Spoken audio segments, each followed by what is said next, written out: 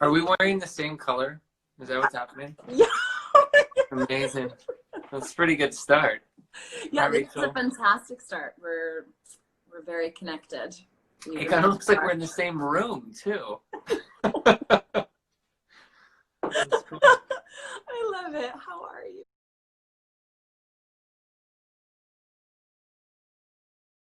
I'm so happy to see your face. You too. I'm well. I'm great. Thank you so much. In the face of everything that's happening, like, I'm very fortunate, very privileged, and really take a lot of time to recognize that. So, Yeah, I think that's really important now. Everyone, even in my darkest times, had things that I can be grateful for.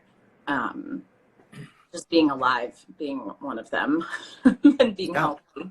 But thank you so much for joining me today. And so I guess I'll jump right in. I pre-introduced you, but would you like to tell us a little bit about yourself? Yeah, my name is Daniel Ahern. I am a meditation counselor. I work with what people would call at-risk populations. So people struggling with substance abuse or mental disorders. I've spent some time working with populations that struggle with homelessness, some hospice work, and some work with the incarcerated. And the way I work with them is I share meditation practices in varying degrees, depending on how available and receptive people are. And I look at these as obviously mental health skills and the psychological implementation of focusing your breath and sort of evaluating the contents of your thought and doing what you can to update your view so you can be more conscious, behave more compassionately. That's probably the most succinct way I could sum it up. Yeah, well, I will say about you that Daniel's one of those people that when you leave his presence, you are better for having been with him. And that is, I think in that way, I aspire to be like you. I just think it's such a beautiful quality about you. So, okay, I'm going to jump right in. Thank you. You're welcome. So especially in this time, what is sort of one thing daily, one practice daily that we can be doing to care for our mental health? It's a great question. We're experiencing collectively a blunt traumatic experience.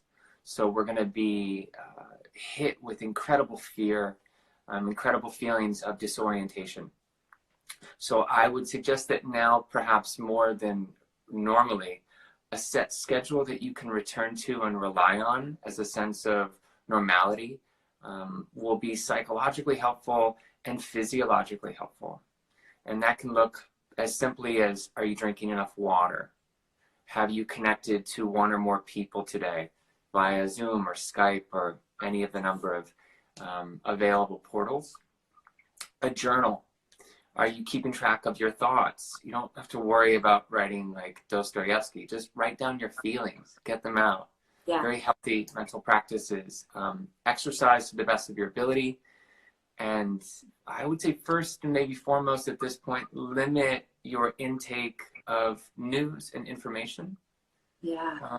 Not to be unaware of things, but we are getting very strung out on the adrenaline hit of news.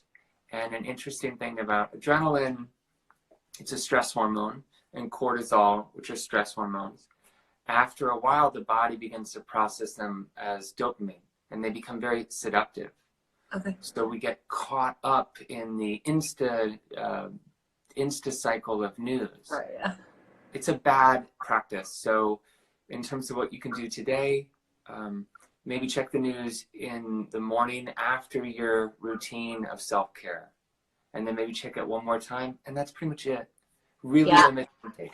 I've really tried to limit it to once a day. I'll give myself, 30 minutes maybe to go on to check different news outlets so that I'm informed. But I spiraled into a very deep, dark hole on the internet. And the problem is with the internet is that it's very hard to fact check. And I think that so little is known even about what is going on that it changes so quickly. So you can kind of focus on, this, and then you get worrying about it. And So this is it. This is the interesting thing about being seduced by fear. You get pulled into this fear cycle, and then it creates this story, and then you reach for more fear-inducing material to support the story. In this way, it's a distortion of reality. Yeah. So really limiting that, I think, is helpful. We want to pay attention to in these times the difference between what's called active coping and passive coping. When faced, the difference, Dr. Daniel Brown talks about this really clearly, and he referred to the work of, if anyone wants to look this up, a man named Richard Lazarus. It's fascinating. So active coping, I'll start with passive coping. Passive coping tends to be very emotion-based. It's very helpless. It's very sort of accepting things as they are and then giving in. Active coping is researching things, connecting to people, talking about your emotions.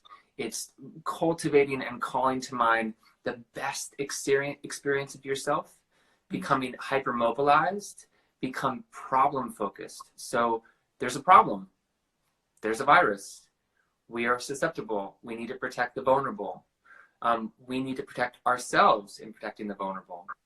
And to go back to the news story and this idea of sort of Twitter rolling and just constantly consuming, that hit of adrenaline and that hit of cortisol, as blissful as it may feel on some level, we're not supposed to be that hyper vigilant or hyper aroused all the time. And that hyper arousal actually will weaken your immune system. So I think what people are experiencing is they're so nervous and they're so